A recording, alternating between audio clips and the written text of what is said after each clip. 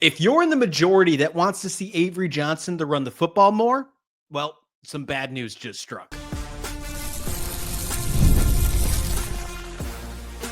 You are Locked On Kansas State, your daily podcast on the Kansas State Wildcats, part of the Locked On Podcast Network, your team every day. Yes, welcome on into Locked On Kansas State, your daily Kansas State Wildcats podcast.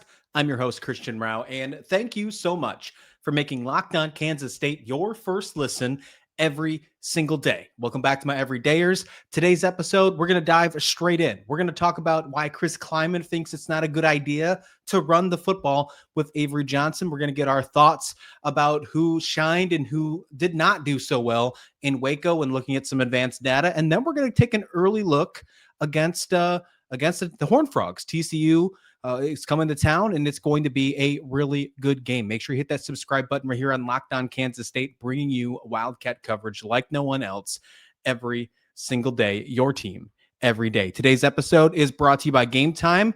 Download the Game Time app, create an account, and use code LOCKEDONCollege for $20 off your first purchase. What do I mean by Chris Klieman thinks it's not a good idea to run the football with Avery Johnson? Well, he just said that on Monday during the press conference. And Chris Klieman was wearing black in his press conference. Not sure if he was dressed for a funeral or if he was set for the fact that the season is over. But with the case of you saying that Avery Johnson shouldn't run the football anymore is basically setting yourself up for failure.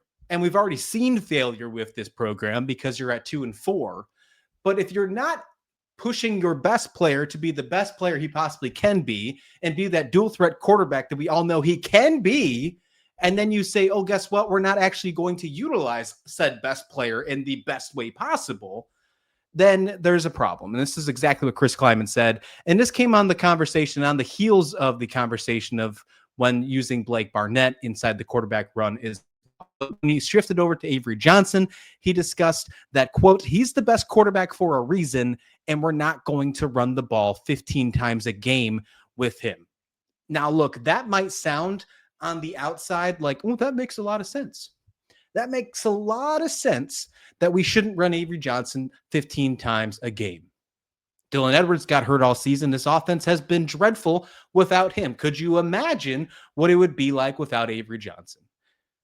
I give you two options for that. I give you two rebuttals that I say nay on that said thought process. One, do you have the opportunity, even the option, to think like that when you're 2-4?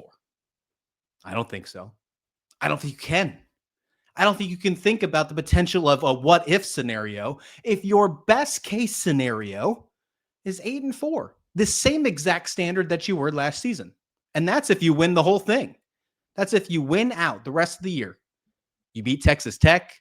You beat Utah and Salt Lake City. You beat Oklahoma State and Stillwater. You beat Colorado at the end of the season. And you beat TCU this next Saturday. Oh, and by the way, you also have to continue the streak in Lawrence this season. All of that things have to go right just for you to match last season's 8-4. And then you think it's a bad idea to run Avery Johnson 15 times a game? Friend of the show, Jason Conander, came on social media. You can find him at WIBW Jason, and he put it out perfectly.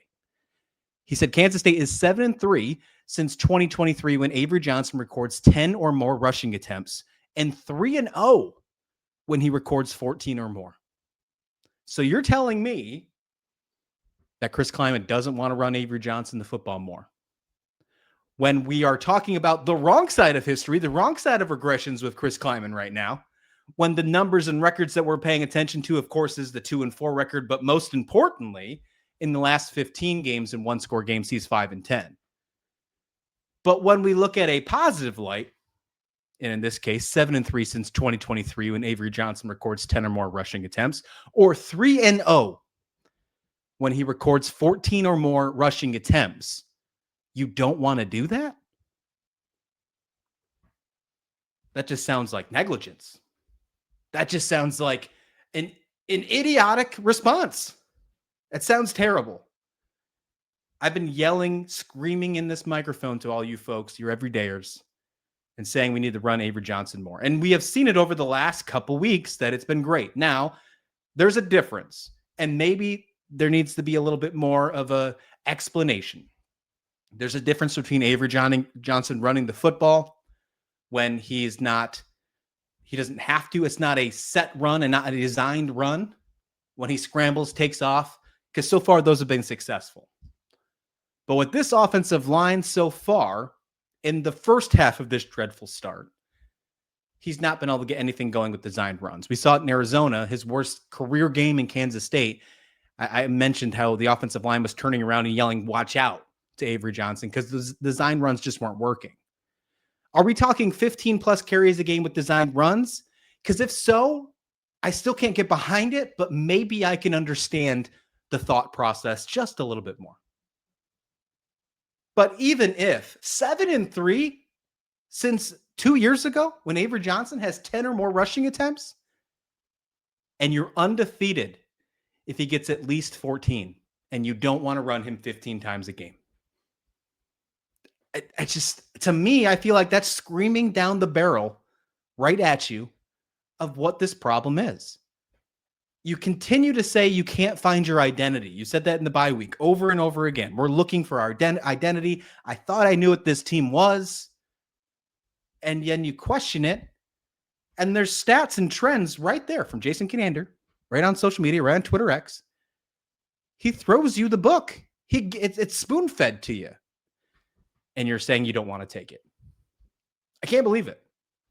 I just can't believe that one whatsoever. Avery Johnson needs to continue to run the football. Designed runs or not, Avery Johnson needs to continue to run the football. When the ball is in his hands, Kansas State has the best chance to win, full stop. That is exactly the statement that needs to be. Whether Dylan Edwards is out there or not, when the ball is in Avery Johnson's hands, Kansas State has the best shot at winning a football game.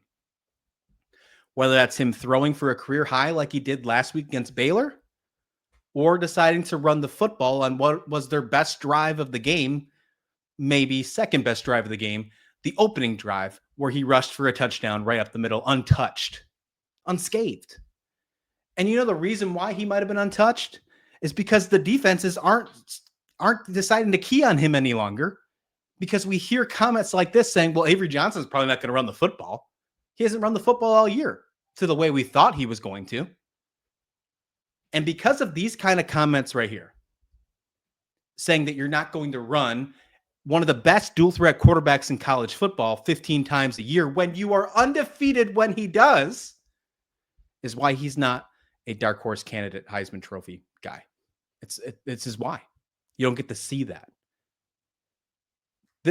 When we have this conversation in the offseason, and the most likely, the unfortunate probably conversation of when we break the news, when we discuss it, and we react to the inevitable of what seems like if this season keeps going down the drain and they don't utilize him properly, if we continue and talk about the inevitable news of when Avery Johnson transfers, this will be one of the reasons why. We'll go back to this. I might even take a clip from this show and put it on that reaction show. Unbelievable.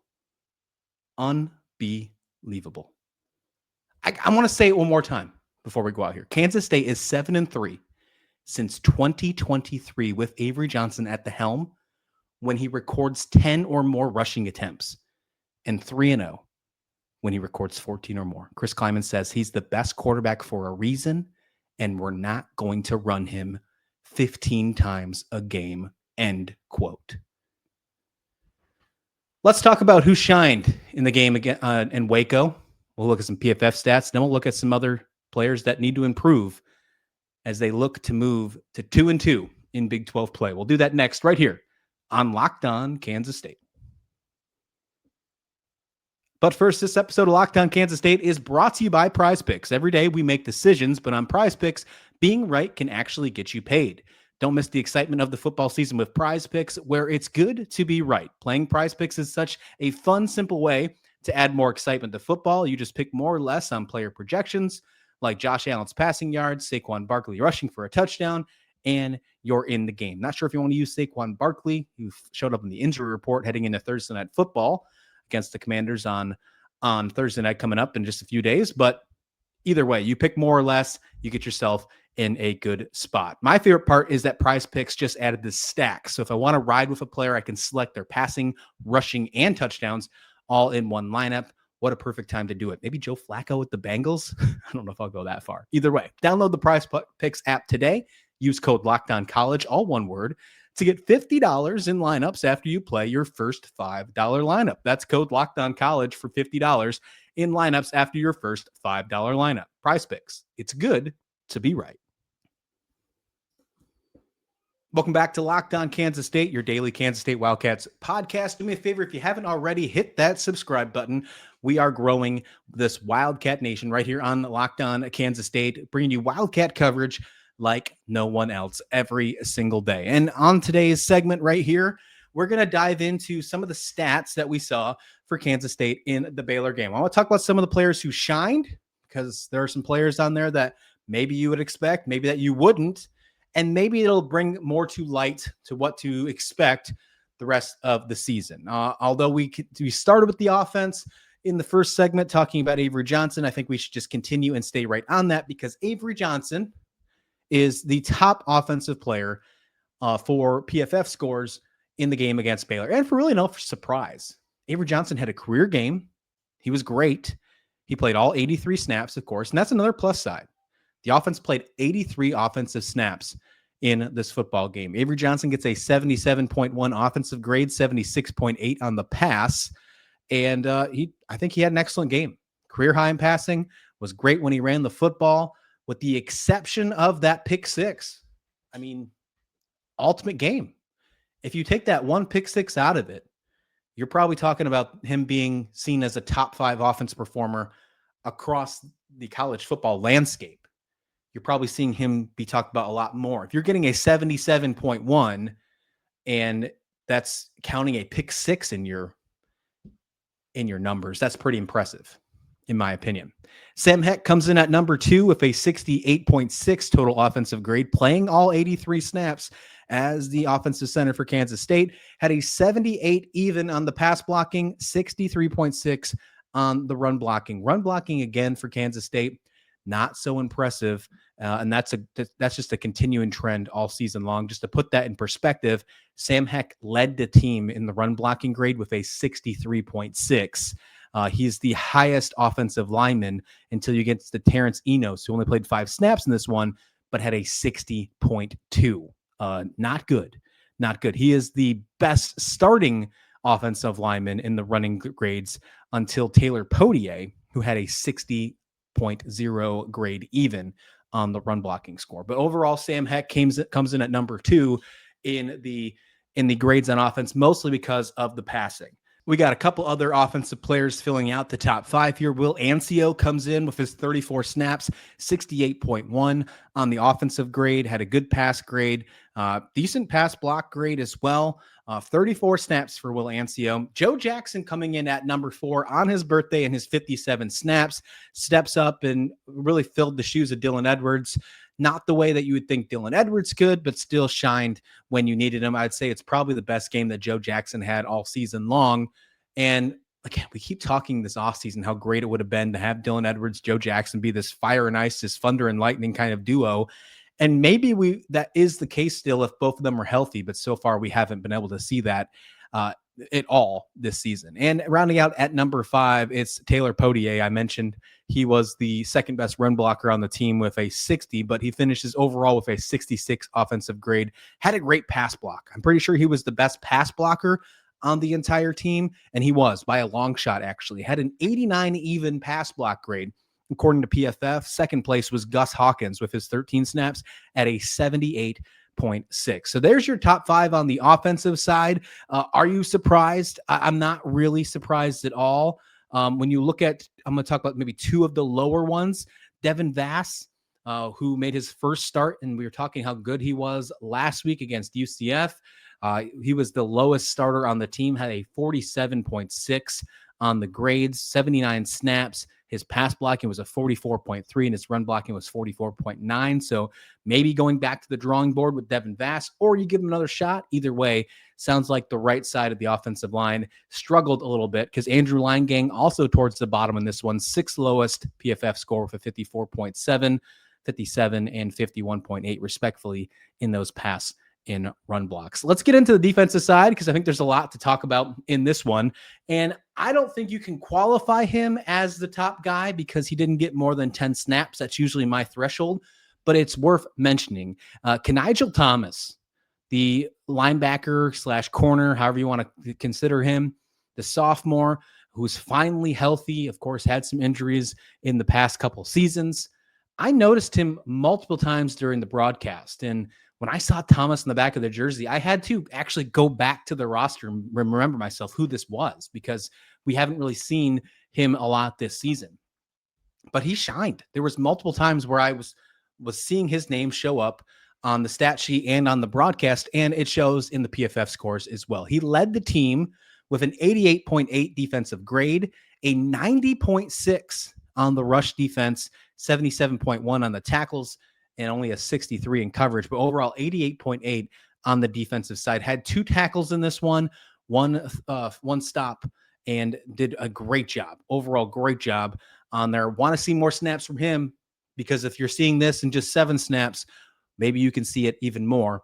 And this TCU team is no slouch. We'll get to that in just a second. Daniel Cobbs, with his interception, of course, comes in his 28 snaps, 81.5 grade, and his coverage grade is what really stuck out, 80.6 on that one. Devin McIntosh comes in at number 3, 77.9. You had a tackle grade of 80.1 and a coverage grade of 78.1. Those tackling grades are really important, and I'll explain why in just a minute. Malcolm Alcorn Crowder comes in at number 4 with a 73.5 grade. And number 5, Usu Sayumalo comes in with a 71.4. So that's what you get for the stats there. I mentioned tackling, and 81 even from Zayshawn Rich and Quay Moss are the best on the team, according to PFF with the tackling grades. The reason I bring that up is according to PFF, Kansas State had 16 missed tackles in this football game. 16. Austin Romaine, who the last 2 weeks seemed to do pretty well against UCF, especially, I should say. I thought he stepped up against UCF. His numbers do not show the same thing this week against Baylor. Had 3 missed tackles. Wesley Fair also had 3. Gunnar Maldonado with 2. And you have a plethora of people who have 1 missed tackle. 16 missed tackles, according to PFF. You just can't have that. Just can't have that at all, especially when you're Austin Romaine. You're held to a higher standard. Absolutely held to a higher standard. 68 total defensive snaps on this one. Going to my favorite stat of the day is Zayshawn Rich. Well, he played 65 of 68. That means in the last 3 football games, Zayshawn Rich has only been out for 8 total defensive snaps. Impressive stuff.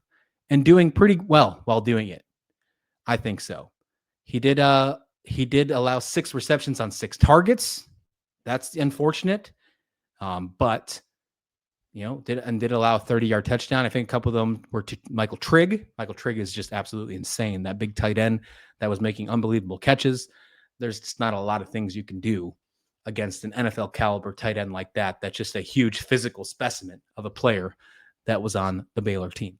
So there are your PFF stats up and down the board from offense to defense, the best and the worst, shall I say.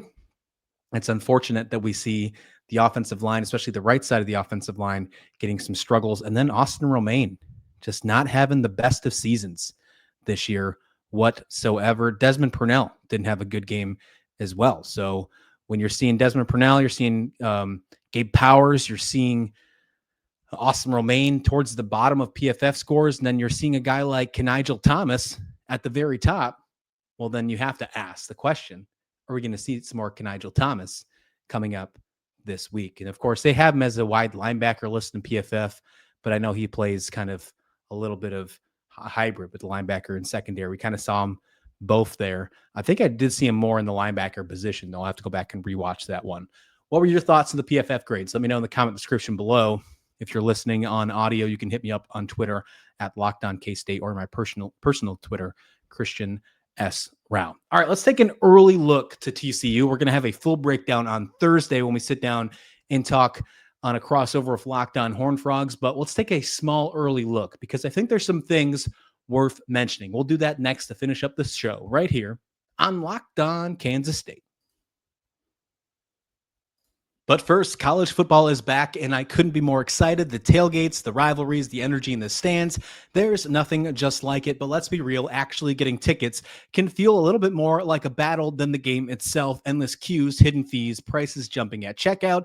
That's why I use Game Time. It's the app that gives the advantage back to the fans. It's the easiest way to score last-minute tickets at the best prices and with no surprise fees. What you see is what you pay. I absolutely love using Game Time. I've pulled it up multiple times this past week, preparing myself for a trip that I'm about to take towards the middle of the country. And I'm talking about some of your favorite college football games and college basketball games as low as $25. So take the guesswork out of buying college football tickets with Game Time. Download the Game Time app, create an account, and use code LOCKEDONCollege for $20 off your first purchase. Terms do apply, but again, that's code LOCKEDONCollege, all one word, for $20 off. Swipe tap, ticket go, download Game Time today. This episode of Locked On Kansas State is also brought to you by Square. Your favorite neighborhood spot runs on Square. There's certain businesses that make your neighborhood, well, just the neighborhood. There are places that become an extension of home, whether it's a sports bar dedicated to your team's fan base, a spot with the best wings, or that place you have to make sure you get the best cup of joe to start your morning. These businesses are what bring people together. When neighborhoods and businesses thrive, the whole business and the whole neighborhood thrives. So you got to check them out. You know, Victory Donuts on Manhattan Avenue is a good spot if you're a Kansas State fan. And in Manhattan, Square is a proud partner of more than 4 million neighborhood businesses around the world. You can go to square.com/go/LockedOnCollege to learn more. But before you do, go support your favorite neighborhood spot. You'll be happy you did. Square. See you in the neighborhood.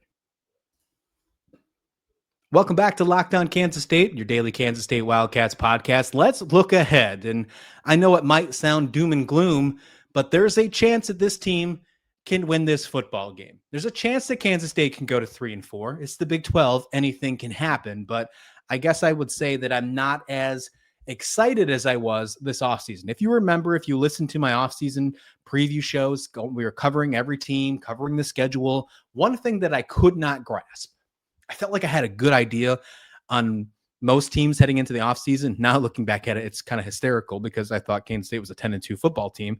I'm not the only one, though. But one thing I could not grasp was what TCU was going to be. I was not sure if TCU was going to be an 8-4 team or if Sonny Dykes was going to be on the hot seat. I didn't have the slightest of clue. But this week, and now that we're here, you have more of an idea. Sonny Dykes has found themselves putting him right back in the situation. Josh Hoover is seen as probably one of the most underrated quarterbacks in the Big 12. He's had a good season so far, and TCU is off to a hot 4-1 start, 1-1 in the Big 12. Their only loss to the defending Big 12 champs, Arizona State, 27-24. They have a good marquee win, non-conference against SMU. They beat UNC, kind of showed that UNC was frauds to start the season, and then are coming off a pretty impressive win, and one that is probably personal to Sonny Dykes after beating Colorado 35-21. Remember, Deion Sanders, really his coming out party when showing up to Colorado a few years ago was the upset against TCU after they made it to the national championship. So getting that win is pretty big. According to ESPN, as of Tuesday night here, TCU is a 57.8% chance to win the football game compared to 42.2% for Kansas State. If you believe that, let me know. Of course, that can go either way, but if you want to put in perspective, Baylor was the favorites to win last week as well, according to ESPN analytics. Josh Hoover so far this year, 113 for 168, 15 touchdowns, 4 picks, and just over 15 yards passing, 1,500 yards passing. To put that in perspective, Avery Johnson's at 1,363, and he has 10 touchdowns and 2 interceptions. So a couple more touchdown throws, a couple more interceptions, and about 150 yards more passing. So kind of even there, a little bit, advantage Hoover, but kind of even when it comes to the passing for the Horned Frogs versus Kansas State. Kevorian Barnes is an interesting running back, though. He comes from UTSA, transfers into TCU. Had the privilege of watching him. I used to cover UTSA years ago when Kevorian Barnes was there, and he's an explosive running back. And he's really showing up. Only has 204 yards on the season, but only on 37 carries. does have one touchdown. He's a fun running back to watch. And they have a big wide receiver out on the outside, and Eric McAllister, a 6'3" guy that will go, and Josh Hoover will throw 50-50 balls at him. It will happen. It happened multiple times against the Colorado game. He got a touchdown because of that as well. I think he actually had 2 touchdowns in the game against Colorado. He did. Yep, 2 touchdowns, 4 receptions for 65 yards and 2 touchdowns. And I can remember one vividly. One was a 50-50 ball to the end zone for basically your classic kind of fade style throw from Hoover to him. So what I saw from them, initial reactions from TCU, they're a gritty team. They're very gritty, but they can make mistakes. They can make mistakes, and I've seen that multiple times, and they'll let you stick around in football games. But they will get their share of turnovers as well. They are very fiery on the defensive side. Their coverage is super sticky. And I think that is not very good if the receivers on Kansas State side are not 100%. Could be one of those games where you have to rely on the run game, and if you don't have a healthy Dylan Edwards, it could be tough. It could be one of those games if you don't have Tibbs and Bradley both healthy when they're tall and create some separation, it could be real tough. And this might be one of those games where Jace Brown, you have to kind of hope that can make more than just one big play scenario that we see him kind of make his quota every game. We get one big play from Jace Brown. You probably need 2 if you're going to be in this game against TCU, because their defensive coverage is really sticky, especially against Colorado. This past week, they picked off a couple interceptions off Caden Salter. Now, I think Avery Johnson is a better quarterback than Caden Salter. Don't get me wrong. But those Colorado receivers had a really tough time creating separation. When I saw TCU's defense in their zone schemes, they were doing a really good job reading the quarterback. Multiple times I did see defenders have their eyes in the backfield, though. So hopefully we can see Matt Wells take advantage of that if you're hopeful for that type of scenario. My instant reaction, I'll get my full prediction on Friday, of course, but my instant reaction is I think this can be a tough game for Kansas State. I do. I think TCU has a lot of hype and a lot of momentum right now. It's a plus side to this one's in Manhattan, but TCU, I think, has played angry last week after losing to Arizona State, after playing personal for getting that win for Sonny Dykes against Colorado. And I think they can smell it, that they are still in Big 12 contention, and they're not going to want to let a team like Kansas State, who's basically already out of contention, and TCU will bury Kansas State if Kansas State loses this game. And I think Sonny Dykes would love to do that. You got to remember, they just played personal against Colorado. I'm sure Sonny Dykes would love to make it personal against Kansas State and bury any hopes they have left of making this season as good as last year's, or potentially even getting to Arlington. Everything goes out the window if one more Big 12 loss. But Sonny Dykes, remember, lost to Kansas State in 2022 in the Big 12 championship game. Now, TCU got the last laugh. They wound up going to the national championship, losing to Georgia, but they didn't get the chance to raise the banner for Dr. Pepper for all 23 flavors in 2022. It's going to be a really exciting game. I'm actually really excited for it. This one's going to be an afternoon slate, 2:30 ESPN Plus. ESPN Plus, I'll give them a little shout out. I thought it was going to be terrible for the Baylor game. That was probably the best ESPN Plus broadcast I ever watched against Baylor. So shout out to that. Hopefully we can get that again against TCU. We'll have more coming on the channel this week. We're going to speak to Brian Smith on the portal tomorrow. We're going to talk to Locked On Horned Frogs Dorian Gray on Thursday. And then I'll have some bonus stuff for you coming in the evening times. We're going to start our player profiles all throughout the rest of the next couple weeks until we get to basketball season. We're going to break down and talk about in full every single player on both the men's and women's team to get you excited for the basketball season that starts on November 3rd for the women and the 4th for the men.